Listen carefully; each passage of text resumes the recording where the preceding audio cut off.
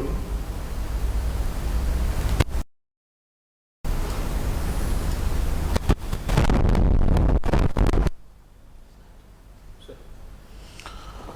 नमस्कार, मी पृथ्वीराज, जिल्हाधिकारी लातूर.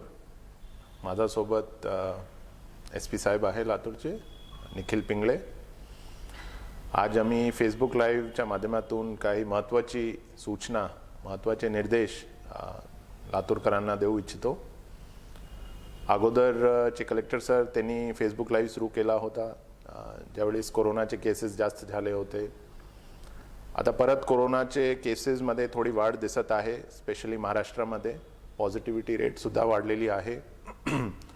लातूरमध्ये काही इन्सिडेंट झालेले आहेत, त्याच्यामध्ये लोकांच्या मनामध्ये खूप काही शंका आहे, काही कन्फ्युजन आहे की पुढे काय होणार.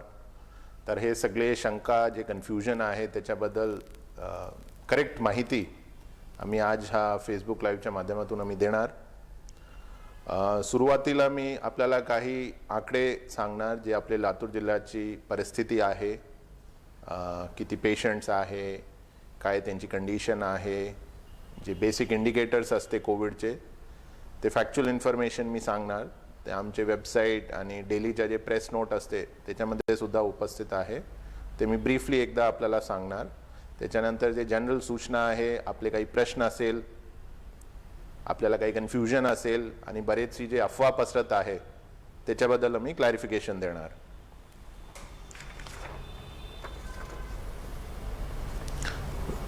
लातूर जिल्ह्यामध्ये जर कालची आपण रिपोर्ट बघितली तर सरासरी 2133 एवढे टेस्ट झाले होते. त्याच्यामध्ये जे पॉझिटिव्ह रुग्ण आले त्याची संख्या 98 आहे. डिस्चार्ज जे झाले होते ते टोटल 48 डिस्चार्ज झाले होते. आणि आज घडीला आपले लातूर जिल्ह्यामध्ये जे ॲक्टिव्ह रुग्ण आहे ते संख्या 397ची आहे. पण हा 397 पैकी 190 पेशंट्स हे एकदम सौम्य लक्षण आहे, त्याच्यामुळे ते होम आयसोलेशनमध्ये आहे. आणि जे ऑक्सिजनवर पेशंट्स आहेत ते आकडा फक्त 35चा आहे. आपल्या जिल्ह्याचा जे रिकव्हरी रेट आहे दॅट इज 95.6%. मागचे मार्चपासून आजपर्यंत टोटल जे आपले कोविडमध्ये पेशंट्स पॉझिटिव्ह सापडलेले आहे जिल्ह्यामध्ये ते जे आकडा आहे ते आहे 25,045च्या. त्याच्यापैकी 23,945 एवढे लोक डिस्चार्ज झालेले आहे सक्सेसफुली. जे बेसिक इंडिकेटर्स आहे ते आपले लातूर जिल्ह्याचे we are below the national average आणि स्टेट ॲव्हरेजच्या पण काही इंडिकेटर्समध्ये आपण कमीच आहे. जे डबलिंग रेट आहे ते लातूरची 700 डेज आहे. जे फेटलिटी रेट म्हणते, number of deaths as percentage of total confirmed cases, ते 2.8% आहे. आपल्याकडे भरपूर सफिशियंट ऑक्सिजन बेड्स आहे, सफिशियंट व्हेंटिलेटर्स आहे आपल्याकडे. आणि जे पण मेडिकल फॅसिलिटीज इन्फ्रास्ट्रक्चर आपण म्हणते 3 टियर, ज्याच्यामध्ये CCC, DCHC आणि DCH हे आपल्याकडे सफिशियंट मात्रामध्ये याच्यामध्ये बेड्स उपलब्ध आहे. हे जे बेसिक आकडे आहे याच्यामध्ये जर आपण वीकली जर ट्रेंड बघितला तर आपल्या मागचे 8-10 दिवसामध्ये नंबर ऑफ केसेस ते अराउंड 40 to 42 असा ॲव्हरेज येत होता. मात्र कालच्या दिवशी एक इन्सिडेंट असा झाला की आपले जे पॉझिटिव्ह पेशंट्स आहे ते 98 आले. ते इन्सिडेंटवर आपण नंतर चर्चा करणारच आणि त्याच्यावर आपण शासनाने काय सूचना दिलेली आहे ते आपण चर्चा करू. मला वाटते हा ओपनिंग रिमार्क्स आणि बेसिक आपल्याला माहिती दिलेली आहे. बरोबर. आता काही महत्त्वाची इन्फॉर्मेशन आणि एक बेसिक मेसेजसाठी मी SP साहेबांना रिक्वेस्ट करतील की ते आपल्याला संबोधित करणार. नमस्कार. मी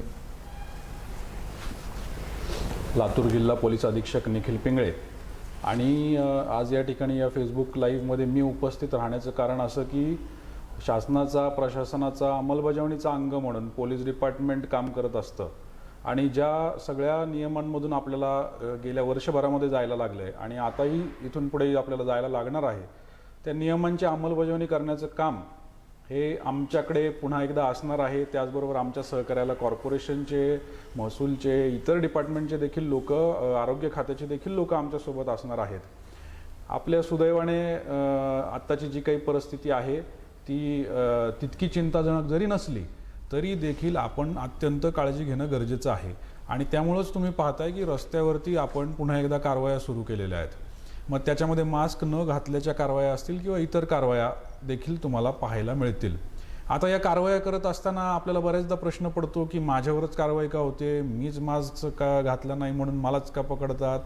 तर या सगळ्या गोष्टींचा तुम्ही सगळ्यांनी एक नागरिक म्हणून विचार करून त्याच्यावरती निर्णय घेणं आपापल्या स्तरावरती गरजेचं आहे की प्रशासन ज्यावेळी या सगळ्या गोष्टींमध्ये कारवाई करत असतं त्यावेळी ते तुम्हाला एक संदेश देऊ इच्छितं. सगळ्यात महत्त्वाचं की ते म्हणजे आपल्याला प्रत्येकाला काळजी घ्यायची आहे. आम्हाला कोणावरही कारवाई करायची इच्छा नाही आहे, परंतु जर आपण सगळ्यांनी नियम पाळले तर मुळातच ती कारवाई करायची वेळ येणार नाही, हे आपण सगळ्यांनी लक्षात घ्यायचं आहे. तुम्हाला सगळ्यांना माहिती आहे की गेल्या वर्षभरामध्ये आपण जे हायजीन, सॅनिटेशन, योग्य आरोग्यविषयक काळजी, मास्क वापरणे, हात सॅनिटाईज करणे, या सगळ्या गोष्टी ज्या आपण परिपूर्ण व्यवस्थितपणे पाळल्या, त्यातून असं निदर्शनास आलं की इतर रोग व्याधी द्या देखील आहे. असा एक अभ्यास आहे की हा देखील होण्याचं प्रमाण या ठिकाणी कमी झालं होतं आणि त्यामुळंच आता जे आपण मास्कचे निर्बंध सर्वांवरती जे काही लावलेले आहेत तर ते देखील आपण तितक्याच प्रामाणिकपणे पाळणं गरजेचं आहे. त्याचबरोबर सॅनिटायझर असेल, सोशल डिस्टन्सिंग असेल, क्राउडिंग करायचं नाही, या सगळ्या गोष्टी ज्या आहेत या देखील त्याचंही पालन करणं अत्यंत गरजेचं आहे. बऱ्याच ठिकाणी इथून मागे आपण पाहिलं की लोक गर्दी करत होते, कार्यालयांमध्ये गर्दी करत होते. त्या अनुषंगाने आपण आता प्रत्येक कार्यालयाची मीटिंग देखील घेतलेली आहे, चालकाची, मालकाची, सर्वांचीच, आणि सगळ्यांना सूचना पण दिलेल्या आहेत की आता जर का गर्दी कराल तर त्याला मोठा भुर्दंड नियमाप्रमाणे बसणार आहे. आणि त्याच्यामुळे आपल्या प्रत्येकाने ती काळजी घ्यायची गरज आहे की मुळातच मी एक सुजाण नागरिक म्हणून, लातूरचा सुजाण नागरिक म्हणून मी कुठलाही दंड भरायची वेळ माझ्यावरती आली नाही पाहिजे. आणि या सगळ्याची जर आपण खबरदारी घेतली तर आम्हाला प्रशासनाला देखील ॲक्च्युअल जे आमचं काम आहे, जे आमचं खरं काम आहे, मग ते वैद्यकीय टीम्सला त्यांचं काम करणं असेल, महसूल प्रशासनाला त्यांचं कोरोनाशी रिलेटेड काम असेल, किंवा आम्हाला आमच्या ज्या काही गोष्टी आहेत त्याच्याशी रिलेटेड कामं असतील, तर या सगळ्यामध्ये तुम्ही आम्हाला मदत कराल, हातभार लावाल असं मला विश्वास वाटतो. कुठल्याही परिस्थितीमध्ये आपल्याला पुन्हा एकदा आधी जशी परिस्थिती निर्माण झालेली ऑगस्टमध्ये, सप्टेंबरमध्ये किंवा त्याआधी, अशा प्रकारची परिस्थिती आपल्याला पुन्हा निर्माण होऊ द्यायची नाही आहे. आणि त्यासाठी प्रशासन म्हणून फक्त आम्हीच नाही, तुम्ही प्रत्येकाने आम्हाला याच्यामध्ये मदत करणं गरजेचं आहे.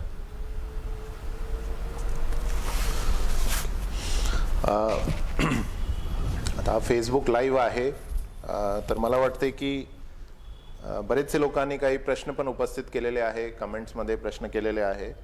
तर जेवढे काही प्रश्न आलेले आहे आय थिंक त्याला मी अगोदर उत्तर देतो आणि त्याच्यानंतर माझी जे काही सूचना आहे, आमचे काही जे डिसिजन्स झालेले आहेत त्याच्यावर मी बोलतो. पण याच्यामध्ये एक गोष्ट आपल्याला लक्षात ठेवायची की हे खूपच डायनॅमिक सिच्युएशन आहे. जे उत्तर मी तुम्हाला आज देणार ते आजची परिस्थितीवर अवलंबून आहे. आजचे जितकी केसेस आहे, जे कंडिशन आहे जिल्ह्याची, त्याच्या बेसिसवर मी आज तुम्हाला उत्तर देणार. उद्या जर ते कंडिशन चेंज झाली, केसेस वाढले अथवा काही चेंजेस झाले तर डेफिनेटली ते डिसिजन चेंज होऊ शकते. तर हे आज घडीला काय स्टेटस आहे त्याच्या बेसिसवर मी आपल्याला उत्तर देणार. पहिला प्रश्न आहे जे सगळ्यांच्या मनामध्ये आहे बरेच दिवसापासून, आणि ते आहे की लॉकडाऊन होणार का. तर याच्या सरळ उत्तर आहे की सध्या लातूरमध्ये लॉकडाऊन आम्ही नाही करणार. शासनाची कुठल्याही प्रकारची तशी सूचना नाही. The answer is clear no.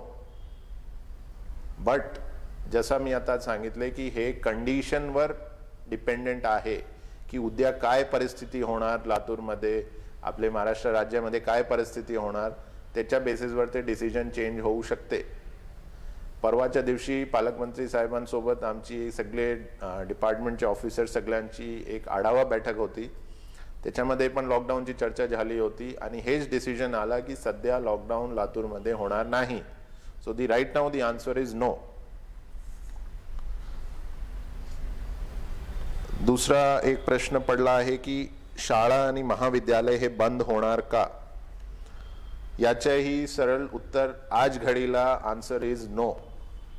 जे शासनाने जे शाळांना जे वर्गांना चालू करण्याची परवानगी दिलेली आहे 5th स्टँडर्ड से 8th स्टँडर्ड आणि अगोदर 9th to 12th, तर ते तसे चालू राहणार. फक्त जे आम्ही तपासणी करू कुठल्या स्पेसिफिक शाळामध्ये जर काही केसेस आढळले तर ते शाळाला मात्र आम्ही काही दिवसासाठी बंद करणार, तिकडचे सगळे लोकांची टेस्टिंग करणार. तो in general the answer is no. शाळा महाविद्यालय सध्या बंद होणार नाही.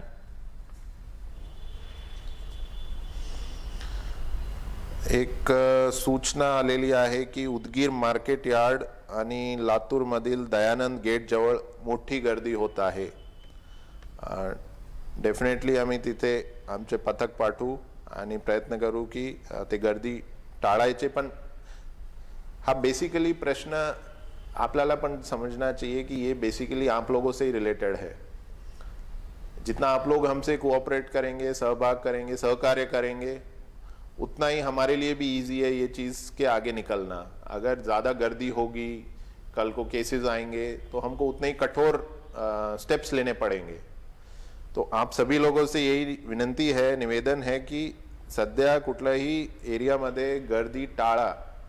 कारण की जर गर्दी तुम्ही केली तर त्या ठिकाणी शक्यता आहे की कोरोना जास्त विसरू शकते, फैल सकता है, स्प्रेड हो सकता है.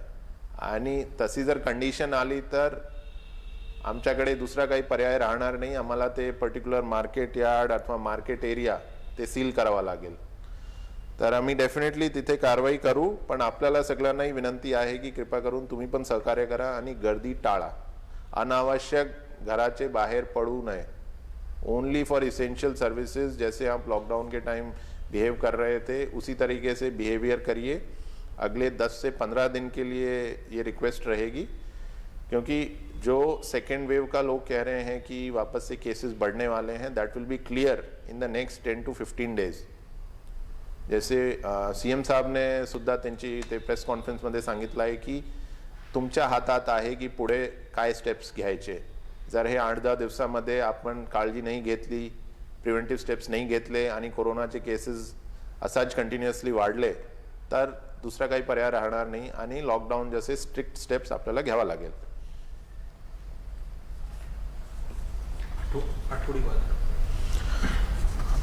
आठवडी बाजार सध्या आम्ही बंद करण्याची कुठलीही सूचना दिलेली नाही. पण परत तिथे पण तेच सूचना आहे की जितका शक्य असेल तितका तुम्ही गर्दी टाळा. ॲज ऑफ टुडे आम्ही ते आठवडी बाजार बंद करण्याचे कुठलेही आदेश काढले नाही.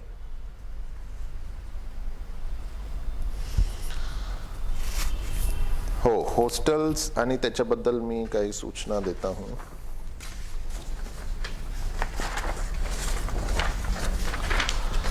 आता कालचा जे एक इन्सिडेंट झाला, एक हॉस्टेलमध्ये 360 विद्यार्थी होते.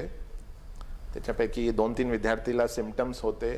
त्यांची टेस्टिंग केली, ते पॉझिटिव्ह आले आणि सिन्स ते हॉस्टेलमध्ये राहत होते तर आम्ही पूर्ण 360 विद्यार्थ्यांच्या टेस्टिंग केला.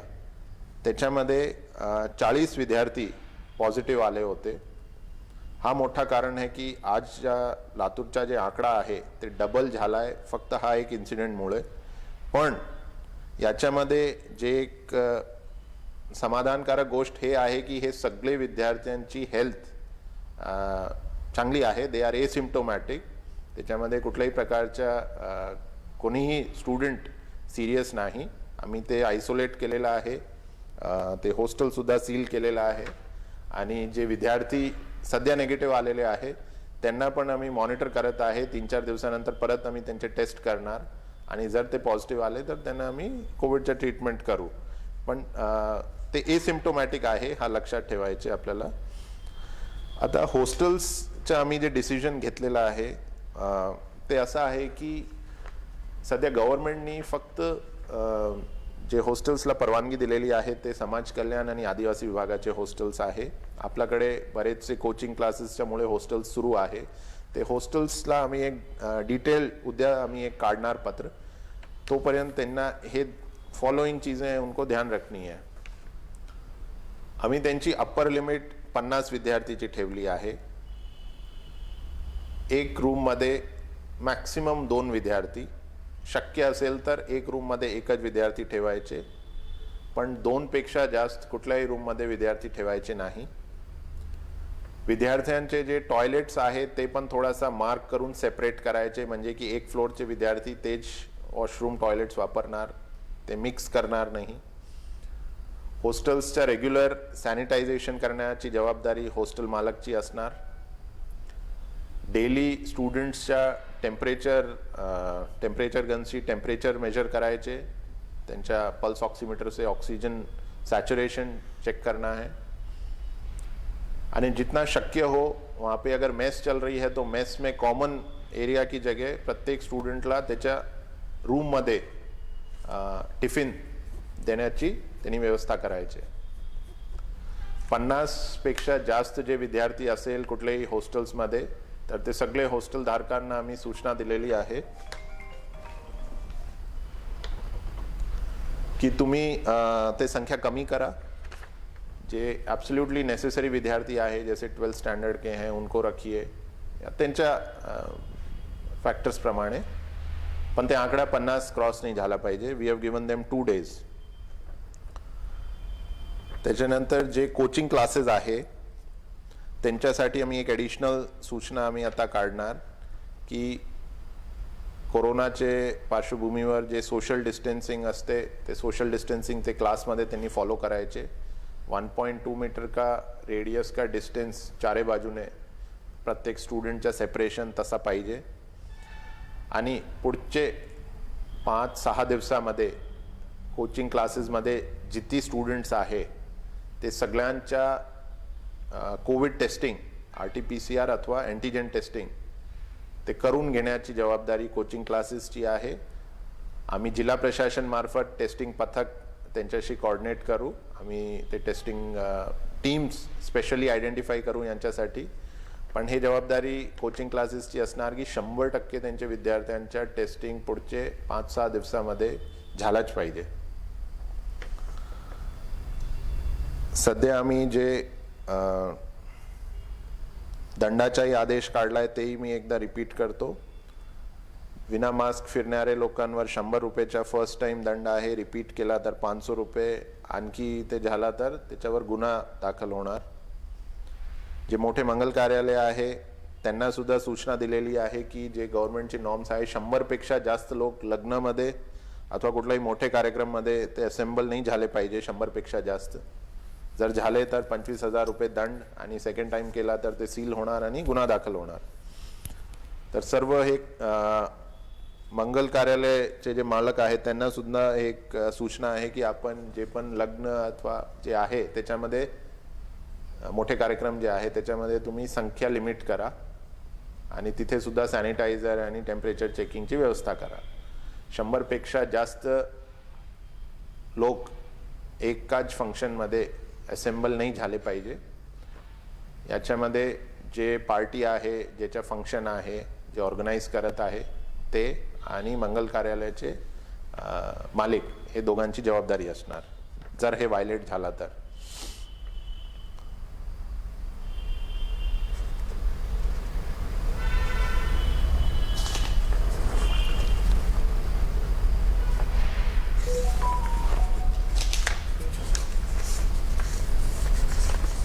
हे चालेल. आणखी काय नाही? ठीक आहे.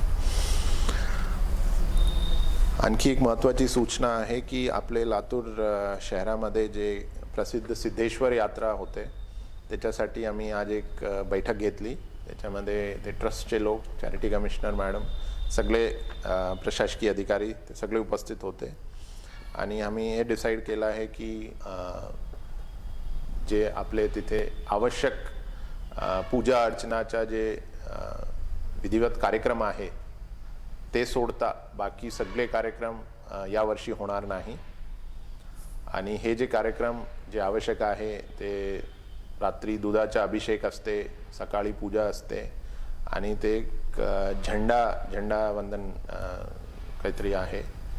तर याच्यामध्ये सुद्धा 50पेक्षा जास्त लोक तिथे असेंबल नाही होणार, तशी आम्ही सूचना दिलेली आहे. त्याच्याही आम्ही उद्यापर्यंत डिटेल आदेश आणि प्रेस रिलीज काढू, पण ते सुद्धा एक महत्त्वाची सूचना आहे. अच्छा, हा सगळी गोष्ट करताना फक्त एक महत्त्वाचा जे मेसेज आहे सगळ्यांना लक्षात ठेवायचे की आपण 1 वर्ष कोरोना काळामध्ये आपण सगळे प्रिकॉशन्स घेतलेले आहे, ते जे आपल्याला कंटिन्यू करायचे. घाबरण्याची काही आवश्यकता नाही. परिस्थिती कंट्रोलमध्ये आहे. नंबर ऑफ केसेस पण आउट ऑफ कंट्रोल नाही गेलेले आहे. हे इतके आम्ही अलर्टनेस आपल्यासाठी जे आहे की पुढे जाऊन ते केसेस वाढवले नाही पाहिजे, ज्याच्यामुळे काही आपल्याला लॉकडाऊन किंवा असा स्ट्रिक्ट स्टेप्स घ्यावा लागेल. तो हे सगळे स्ट्रिक्ट हार्श मेजर्स अवॉइड करण्यासाठी आता शॉर्ट टर्म आपण हे स्टेप्स घेत आहे. तर याच्यामध्ये सगळ्यांच्या सहकार्य असावा अशी एक अपेक्षा करतो.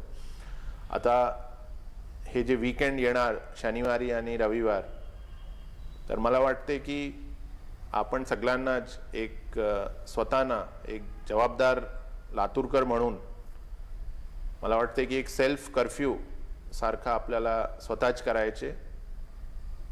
अत्यावश्यक काम सोडून कुठल्याही कामासाठी सॅटर्डे आणि संडे सगळ्यांना विनंती राहील की आपण बाहेर पडू नये. आणि जसं आपण अगोदर पण एक सेल्फ कंट्रोल आणि सेल्फ कर्फ्यू, जनता कर्फ्यू ज्याला म्हणत होते, जे केला होता, तर हे सगळ्यांना आव्हान आहे की हे जे वीकेंड येणार शनिवार आणि रविवारी, तर आपण सगळे एक जनता कर्फ्यू म्हणून ते 2 दिवस हम निकालते हैं उस तरह से, जिसकी वजह से होपफुली ये प्रिवेंशन बंद करने में मदद होगा कोविड का. और आगे का अगर कुछ उसमें लिंक हम तोड़ने में यशस्वी रहे तो ये लातूर जिले के लिए बड़ी उपलब्धि होगी. और डेफिनेटली आगे जाके लॉकडाउन या इस तरह की चीज़ें हम अवॉइड कर सकते हैं. तो फिर से एक बार मैं रिपीट करूंगा, सभी लातूर के निवासियों से एक निवेदन रहेगा कि ये सॅटर्डे और संडे, शनिवार आणि रविवारी आपण सगळे एक जनता कर्फ्यू म्हणून एक्सेप्ट फॉर इसेंशियल सर्विसेज घर से बाहर मत निकलिए. एक सेल्फ कंट्रोल दिखाइए, एक जवाबदारी आप दिखाइए कि जवाबदार नागरिक हैं आप. और डेफिनेटली इससे हमें भी एक उत्साह मिलेगा, मोटिवेशन मिलेगा प्रशासन को भी कि जनता हमारे साथ है, लोग हमारे साथ हैं. और डेफिनेटली हम कोरोना के युद्ध में हम जीतेंगे.